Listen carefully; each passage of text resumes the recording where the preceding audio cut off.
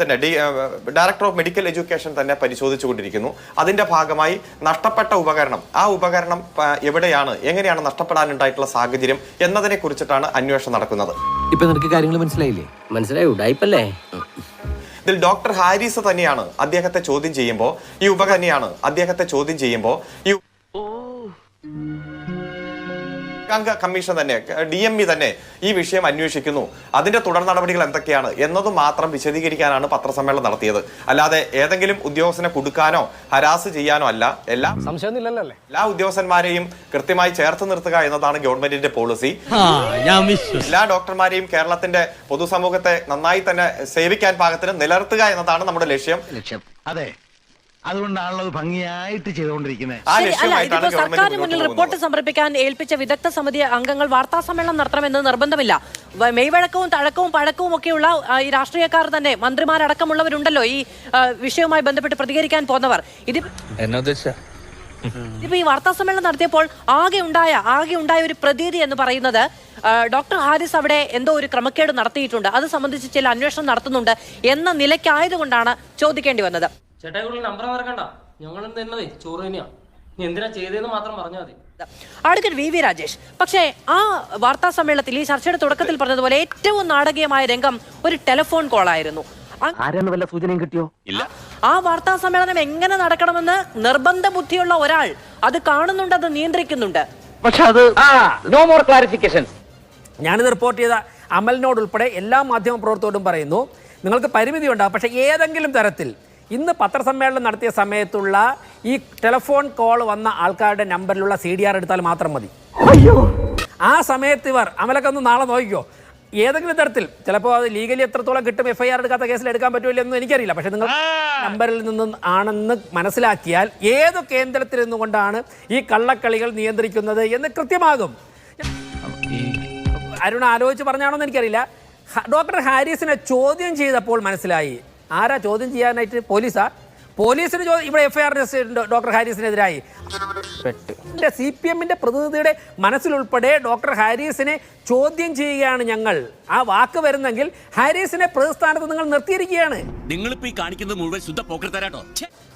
അല്ലെങ്കിൽ പിന്നെ എങ്ങനെയാണ് CPM പ്രതിനിധി ഗവൺമെന്റ് പ്രതിനിധിക്കായിട്ട് വരുന്ന അത് പറയാൻ സാധിക്കും? അപ്പോൾ വ്യക്തമാകുന്നു. ഡോക്ടർ ഹാരിസ് അവിടെ ഇല്ലാത്തപ്പോൾ, അദ്ദേഹം അവധിയിലുള്ളപ്പോൾ അദ്ദേഹത്തിന്റെ റൂം തുറന്ന് പരിശോധന നടത്തണമെങ്കിൽ ഒന്നെങ്കിൽ അദ്ദേഹത്തെ അറിയിക്കണം. KGM-സിറ്റിയുടെ നിലപാട് അതാണ്. അദ്ദേഹം ഇല്ലാത്ത സമയത്ത് അദ്ദേഹത്തിന്റെ മുറിയിൽ എന്തു സംഭവിച്ചാലും, ഉള്ളതില്ലാതാവുകയോ ഇല്ലാത്തത് ഉണ്ടാവുകയോ ചെയ്താലും അതിന്റെ ഉത്തരവാദിത്വം എങ്ങനെയാണ് ഡോക്ടർ ഹാരിസിന് വരിക? മറുപടി മാനേജ്മെന്റ് പറയട്ടെ. അവിടെ എന്തെങ്കിലും തരത്തിലുള്ള അട്ടിമറികൾ നടന്നിട്ടുണ്ടെങ്കിൽ, വിശ്വാസവഞ്ചന നടന്നിട്ടുണ്ടെങ്കിൽ, കൊടുക്കാനുള്ള ശ്രമങ്ങൾ നടന്നിട്ടുണ്ടെങ്കിൽ അതിന് അദ്ദേഹം മറുപടി പറയേണ്ടി വരും. വലിയ കോലാഹലം സൃഷ്ടിക്കപ്പെടുന്നത് ആ അഡീഷണൽ പെട്ടിയിലുണ്ടായിരുന്നത് ഈ അവിടെ നെഫ്രോസ്കോപ്പ് എന്ന് പറയുന്ന ഒരു ഉപകരണം കണ്ടം ചെയ്യാനിട്ടിരുന്ന ഉപകരണം എറണാകുളത്ത് ഒരു കമ്പനിയിൽ കൊടുത്ത് അത് ശരിയാക്കാൻ കൊടുത്തിട്ട് തിരിച്ചു വന്നതാണ് എന്നുള്ളതാണ് വാസ്തവം. ഞാൻ കേട്ടത് അങ്ങനെയാണ്. സൊമാറ്റോയിലും ഒക്കെ നമ്മൾ ഡെലിവറി കൊടുത്താൽ, ഫ്ലിപ്കാർട്ടിൽ ഡെലിവറി കൊടുത്താൽ ഒരു ഡെലിവറി സ്ലിപ്പ് കിട്ടും. ആ ഡെലിവറി സ്ലിപ്പ് കണ്ടിട്ട് ഇവർ പറയുകയാണ് അത് പുതിയ മോർസിലോസ്കോപ്പ്, ഇത് കാണാതായ മോർസിലോസ്കോപ്പ് പുതിയതായി മേടിച്ച ഡോക്ടർ ഹാരിസിന്റെ കപടതയാണ് എന്ന് തെളിയിക്കാൻ വേണ്ടിയിട്ടാണ് ഇന്ന് ആ വാർത്താ സമ്മേളനം വിളിച്ചത്. പറഞ്ഞാൽ ഡോക്ടർ ഹാരിസ് പറഞ്ഞ യൂറോളജി ഡിപ്പാർട്ട്മെന്റിലെ സർജറി മുടങ്ങിയ ഉപകരണവും ഈ ഉപകരണങ്ങളും തമ്മിൽ യാതൊരു ബന്ധവുമില്ല എന്നുള്ളത് ആദ്യത്തെ വിഷയം. ഇനി നമ്മൾ എവിടെ പരിപാടി അവതരിപ്പിച്ചാലും ഇതാണല്ലോ അവസ്ഥ. നാട്ടുകാർ കാണും എന്തെങ്കിലും ഒരു പേടി വേണ്ടേ? ഇത് ആരറിഞ്ഞാലും കേട്ടാലും കുഴപ്പമില്ല എന്ന തിണ്ണമെടുക്കൊണ്ടായിരിക്കണം. അതാണ് മെയിൻ. ആരോഗ്യ മേഖലയെ ബാധിക്കുന്ന ഒരു വിഷയം ഏറ്റവും ജെനുവിനായ ഒരു ഡോക്ടർ പറഞ്ഞപ്പോ ആ ഡോക്ടറെ എങ്ങനെ കൊടുക്കാം എന്നതിനെ പറ്റിയാണ് ഇവർ ചിന്തിച്ചുകൊണ്ടിരിക്കുന്നത്. ശരി, പറയാണ്ടോ നിങ്ങൾക്ക്?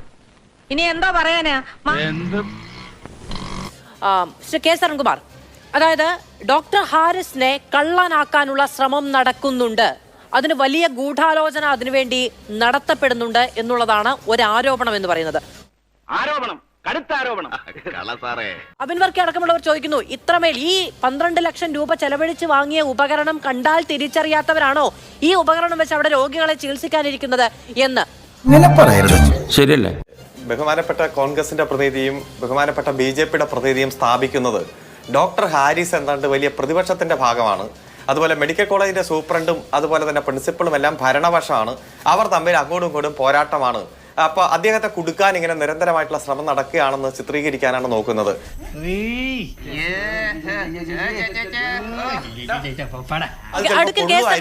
ഞാൻ വിചാരിക്കുന്നത് ബിജെപിയോ കോൺഗ്രസോ ഡോക്ടർ പ്രതിപക്ഷത്തിന്റെ ഭാഗമാണെന്ന് പറയില്ല എന്നാണ്. അങ്ങനെ പറഞ്ഞാൽ പിന്നെ ഡോക്ടറേ ഇല്ല. ഇതിൽ നിങ്ങൾക്ക് നിഷേധിക്കാൻ കഴിയാത്ത, പാർട്ടിയുടെ അടക്കം സൈബർ അണികൾക്കടക്കം നിഷേധിക്കാൻ കഴിയാത്ത ഒരു കാര്യം, അദ്ദേഹം പാർട്ടി കുടുംബാംഗമാണ്. സത്യം പറയുന്നവരെ പാർട്ടി വിരുദ്ധരാക്കുന്നതാണല്ലോ സഖാവേ നമ്മുടെ സ്ഥിര ഏർപ്പാട്. അവർ പോലും ആരോപിക്കില്ല എന്ന് തോന്നുന്നു. നിങ്ങൾക്കും നിങ്ങളുടെ ചേരിയിലുള്ള ഒരാൾ, നിങ്ങളുടെ പാർട്ടിയുമായി ബന്ധപ്പെട്ട് നിൽക്കുന്ന ഒരാൾ, നിങ്ങളുടെ സംവിധാനത്തിന് വിശ്വാസമുള്ള ഒരാൾ എന്ന നിലയ്ക്കാണ് അദ്ദേഹത്തെ കൈകാര്യം ചെയ്യേണ്ടി വരുന്നത്. അതുകൊണ്ട് ഇത്തരം ബേസ്ലെസ് ആയിട്ടുള്ള സ്റ്റേറ്റ്മെന്റ്സ് പബ്ലിക്കലി വിളിച്ചു പറഞ്ഞ് സ്വയം നാറരുത്. അല്ല, നിങ്ങളിപ്പോ ഏത് പക്ഷമാക്കിയാലും ഞാൻ പറഞ്ഞല്ലോ, ആ ഡോക്ടർ പൊതുസമൂഹത്തിൽ ഉന്നയിച്ച ചില ആരോപണങ്ങളുണ്ട്. ആ ആരോപണങ്ങൾ ശരിയാണോ എന്നാ പരിശോധിക്കുന്നത്, അല്ലാതെ രാഷ്ട്രീയ നിലപാട് ചൂഴ്ന്ന് എടുത്തുകൊണ്ടുള്ള പരിശോധനയല്ലല്ലോ. അപ്പൊ ഈ അതെനിക്ക് കണ്ടപ്പോഴേ തോന്നി. പ്രോബ് അദ്ദേഹം 2024 5-ാം മാസത്തിൽ പ്രോബ് ആവശ്യപ്പെട്ടു, വാങ്ങിച്ചു കൊടുത്തു. 9-ാം മാസത്തിൽ ആവശ്യപ്പെട്ടു, വാങ്ങിച്ചു കൊടുത്തു. 2025 ജനുവരിയിൽ ആവശ്യപ്പെട്ടു, വാങ്ങിച്ചു കൊടുത്തു. ഫെബ്രുവരിയിൽ ആവശ്യപ്പെട്ടു, വാങ്ങിച്ചു കൊടുത്തു. നോണ കല്ല് വെച്ച നോണ. വിഷയമാണ് എന്നുള്ളതാണ് ഏറ്റവും പ്രധാനം. അതായത് അദ്ദേഹം നടത്തിയ വാർത്താ സമ്മേളനവുമായി ബന്ധപ്പെട്ട് നടത്തിയ അന്വേഷണവും അതിന്റെ അല്ല, അതിന്റെ പ്രശ്നം രണ്ടും രണ്ടാണ് എന്നുള്ളതാണ്. അതിലേക്കാണല്ലോ ചോദ്യം വന്നത്. ഞാൻ അങ്ങോട്ട് ഊഹിച്ചു, വെറുതെ എന്തിന്റെ സമയങ്ങൾ. റിപ്പോർട്ടിന്റെ ഭാഗമായി വന്ന ഒരു പരാമർശത്തിലുള്ള അന്വേഷണമാണ് ഇപ്പോൾ നടന്നത്. അതിലാണ് ഇപ്പോൾ വാർത്താ സമ്മേളനം നടത്തിയത് എന്നുള്ളതാണ്. അങ്ങേക്ക് സ്വാഭാവികമായും പരിഭവം ഉണ്ടാകും എന്നുള്ളതാണ് എനിക്ക് വ്യക്തമായി അറിയാം, കാരണം അതിൽ ഇടപെട്ടു എന്നുള്ളത് കൊണ്ട്. പക്ഷെ രണ്ടും രണ്ടാണ് എന്ന അർത്ഥത്തിൽ തന്നെ അങ്ങ് അതിന് മറുപടി പറയണം. Advocate K Sarankumar.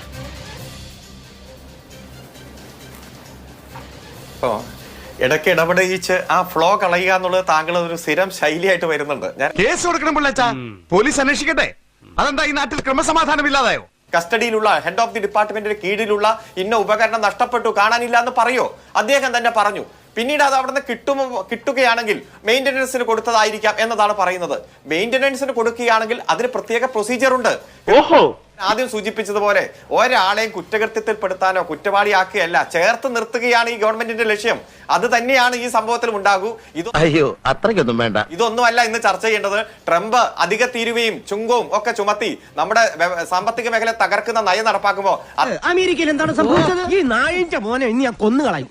നീ എന്ത് പറഞ്ഞാലും എന്തിനാണ് അമേരിക്ക പോകുന്നത്? അത്തരം വിഷയങ്ങളൊക്കെ ഒരുപാട് ചർച്ച ചെയ്യാനുള്ളപ്പോഴാണ് നിങ്ങളുടെ പ്രയോറിറ്റിയാണ്, നിങ്ങൾക്ക് പ്രൊറോഗേറ്റീവ് ആണ്, നിങ്ങൾക്ക് ഇഷ്ടമുള്ള ചർച്ച വയ്ക്കാം. അപ്പോ ഇതൊക്കെയാണ് ചർച്ച ചെയ്യേണ്ടതെന്നാണ് സൂചിപ്പിക്കുന്നത്. ശരി, നമ്മൾ ഈ ഓരോ ദിവസങ്ങളിൽ എടുക്കുന്ന വിഷയത്തെക്കുറിച്ച് വിവിധ രാഷ്ട്രീയ പാർട്ടികൾക്ക് സ്വാഭാവികമായും ചില എതിർപ്പുകളൊക്കെ ഉണ്ടായിരിക്കും. ആ രാഷ്ട്രീയ പാർട്ടികളുടെ ഇഷ്ടവും അനിഷ്ടവും അനുസരിച്ച് വിഷയം തീരുമാനിക്കാനുള്ള ഒരു സംവിധാനം നിലവിലില്ലാത്തതിനാൽ ഞാൻ അതിൽ ഖേദം പ്രകടിപ്പിക്കുന്നു.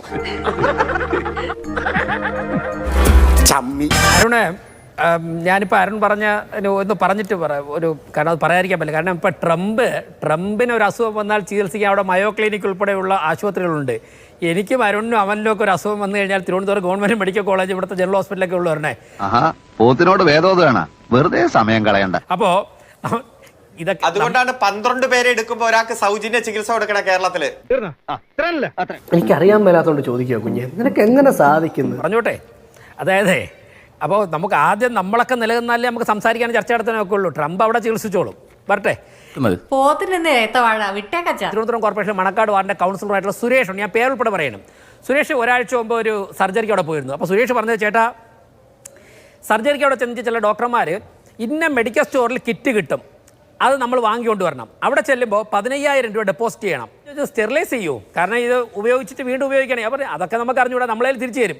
3 മണിക്കൂറിൻ്റെ വാടകയായിട്ട് 7,000 രൂപ എടുത്തിട്ട് അവർ ഈ കിറ്റ് അങ്ങ് വാങ്ങിക്കും. 7,000 രൂപ നമുക്ക് തിരിച്ചു തരും. അത് ഇങ്ങനെ നടക്കുന്ന ഒരു ആശുപത്രി, ജീവിക്കാൻ നിവൃത്തിയില്ലാത്തവൻ, പ്രൈവറ്റ് ഹോസ്പിറ്റലിൽ പോകാൻ പറ്റാത്ത അയാൾ ചെല്ലുമ്പോഴേക്കും ഇങ്ങനെ നടക്കുന്ന ഒരു ആശുപത്രിയെക്കുറിച്ചാണ് അരുൺ പ്രൊസീജിയർ പറയുന്നത്. അവിടെ അവയവം അടിച്ചുകൊണ്ട് പോയ സംഭവമുണ്ട് ആംബുലൻസിൽ നിന്ന്. ഞാൻ അതിലേക്കൊന്നും പോകുന്നില്ല, സമയം ഒരുപാട് പോകും. ഗവൺമെന്റ് തന്നെ ഇത്രത്തോളം നാണം കെട്ടൊരു കാര്യം ഒരാളിനെ തെറ്റുകാരനാക്കാൻ ശ്രമിക്കുമ്പോൾ നിങ്ങൾ കണ്ടുപിടിക്കണം. നിങ്ങൾ ആ CCTV പരിശോധിക്കണം. CCTV പരിശോധിക്കുവാനുള്ള എല്ലാ സിസ്റ്റവും ഇന്നുണ്ട്. 10 മിനിറ്റ് കൊണ്ട് 5 CCTV പരിശോധിച്ചു കഴിഞ്ഞാൽ ആരാണ് അതിനകത്ത് കയറിയിട്ട് ആ ഉപകരണം ഇവിടെ വെച്ചത്, അവിടെ ക്രമക്കേട് നടത്തിയത്, അവിടെ മാനിപ്പുലേഷൻ നടത്താൻ ശ്രമിച്ചത്? ഉപകരണം കൊണ്ടുപോയോ എന്നതുപോലെ പറയുന്നില്ല. ഈ പറയുന്ന കയ്യിൽ എന്തെങ്കിലും ഒരു സാധനം ഡെലിവറി ചെയ്തതോ എന്തെങ്കിലും ഒരു ബോക്സ് ഉണ്ടോ അതൊക്കെ ഇപ്പൊ കണ്ടിട്ട് എന്തിനാ? ഈ പറയുന്ന കയ്യിൽ എന്തെങ്കിലും ഒരു സാധനം ഡെലിവറി ചെയ്തതോ എന്തെങ്കിലും ഒരു ബോക്സ് ഉണ്ടോ എന്നതുപോലും പറയുന്നില്ല. ഒരാൾ അതിലെ പോകുന്നതായി CCTV കണ്ടു എന്നാണ് പറയുന്നത്.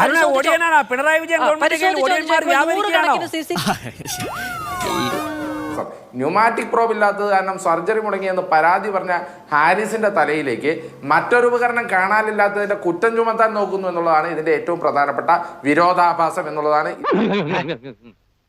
അത് പറഞ്ഞപ്പോ നീ എന്തിനാ ഞെട്ടിയത്? ഇത് കേൾക്കുന്ന പ്രേക്ഷകർ മനസ്സിലാക്കുക, ഡോക്ടർ ഹാരിസ് പറഞ്ഞ ഉപകരണവും ഇവരിപ്പോൾ കണ്ടില്ല എന്ന് പറയുന്ന ഉപകരണവും തമ്മിൽ യാതൊരു ബന്ധവുമില്ല എന്നുള്ളത് ആദ്യം മനസ്സിലാക്കുക. ഓരോരോ തട്ടിപ്പുകൾ. ഇനി രണ്ടാമത്തെ വിഷയം, ഇപ്പോൾ ഇവിടെ അരുൺ ഇവിടെ ന്യൂമാറ്റിക് പ്രോബ് സപ്ലൈ ചെയ്തതിന്റെ കാര്യമൊക്കെ പറഞ്ഞു. റിപ്പോർട്ടിൽ വളരെ കൃത്യമായി പറയുന്നുണ്ടല്ലോ അരുണെ, എന്താണ് ജൂലൈ 16 തൊട്ട് 20-ാം തീയതി വരെ സർജറി മുടങ്ങി. എന്തുകൊണ്ട്? ഈ ന്യൂമാറ്റിക് പ്രോബ് ഇല്ലാത്തത് കാരണം. 2024 ഒക്ടോബർ 25 ഒരു ഓർഡർ കൊടുത്തു. അരുൺ പറഞ്ഞത് ഒക്ടോബറിൽ കൊടുത്തു, ജാനുവരി കൊടുത്തു, ഫെബ്രുവരി കൊടുത്തു എന്നൊക്കെയാ. ഒക്ടോബർ 25 ഓർഡർ കൊടുത്തു. അത് സപ്ലൈ ചെയ്യുന്നതാണ് ജാനുവരി 9-ാം തീയതി. അത് മുഴുവൻ സപ്ലൈ ചെയ്തത് കാരണം അന്ന് കൊടുത്ത ഓർഡറിന്റെ ബാക്കി സപ്ലൈ ചെയ്തതാണ് ഫെബ്രുവരി 15-ാം തീയതി. അല്ലാതെ 3 സപ്ലൈ അല്ല നടന്നേക്കണേ. ഇനി അത് അങ്ങനെ വരാൻ വഴിയില്ലല്ലോ. ഏറ്റവും കൗതുകരമായ കാര്യം, ഡിസംബർ 19 ഒരു ഓർഡർ കൊടുത്തു. അതിന്റെ AS എന്നാ കിട്ടിയതെന്നറിയോ? ജൂൺ 23-ാം തീയതി. 6 മാസം കഴിഞ്ഞിട്ടാണ് AS കിട്ടിയത്. എന്ന് പറഞ്ഞാൽ ആ മെഡിക്കൽ കോളേജിൽ സാധന സാമഗ്രികൾ കൃത്യമായി കിട്ടുന്നില്ല എന്നുള്ളത് വളരെ വ്യക്തമായി നിങ്ങളുടെ എല്ലാ റിപ്പോർട്ടിലും ഉണ്ട്. അതാണ് ഒന്നാമത്തെ സിസ്റ്റം ഫെയിലർ. ഇനി എന്തുകൊണ്ട് കിട്ടുന്നില്ല? അതും ഇതിൽ മറ്റൊരു രസകരമായ വസ്തുത എന്താണെന്ന് അറിയോ? ഇത് മേടിക്കാൻ പോയ കമ്പനി HLL കമ്പനി അവർക്ക് 30 കോടി രൂപ കൊടുക്കാറുണ്ട്. അതുകൊണ്ട് അത് കൊടുക്കാതെ ഇനി ഉപകരണം സപ്ലൈ ചെയ്യില്ല എന്ന് പറഞ്ഞു. അതുകൊണ്ടാണ് ഇതിൽ കാലതാമസം വന്നത്.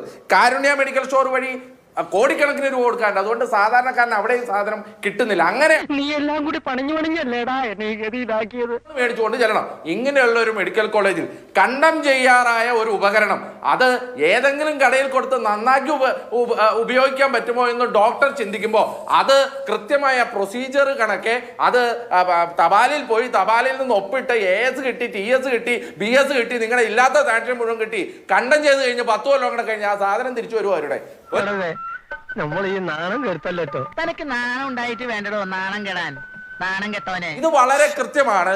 സാധാരണക്കാരൻ ഇവിടെ ട്രംപിന്റെ കാര്യമൊക്കെ പറഞ്ഞു കേട്ടു. നമ്മളൊക്കെ ജീവനോടെ ഉണ്ട്. മെഡിക്കൽ കോളേജിൽ സാധാരണക്കാരൻ പാരസെറ്റമോൾ മേടിക്കാൻ ചെല്ലുമ്പോൾ അത് കിട്ടി ജീവനോടെ ഉണ്ടെങ്കിലല്ലേ ട്രംപിന്റെ കയ്യിൽ നിന്ന് സാധനം മേടിക്കലും കൊടുക്കലൊക്കെ പറ്റുള്ളൂ വരണേ. അതുകൊണ്ട് ഇത് സാധാരണക്കാരന്റെ പ്രശ്നമാണ്. ഈ പ്രശ്നം പറയുമ്പോൾ അമേരിക്കയിൽ ട്രംപിന്റെ തീരുവയെ കുറിച്ച് ചർച്ച ചെയ്യണമെന്നൊക്കെ പറയുന്നത് ഇല്ല അറിയാം. ഈ ഇന്ത്യയിൽ തന്നെ ഏറ്റവും കൂടുതൽ സൗജന്യ ചികിത്സ കൊടുക്കുന്ന സംസ്ഥാനത്തിനുള്ള അവാർഡ് കഴിഞ്ഞ 3 വർഷമായി കേന്ദ്ര ഗവൺമെന്റ് സംസ്ഥാന ഗവൺമെന്റ് തരുവാണ്. അത് പോയി വാങ്ങിക്കുന്നവരാണല്ലോ.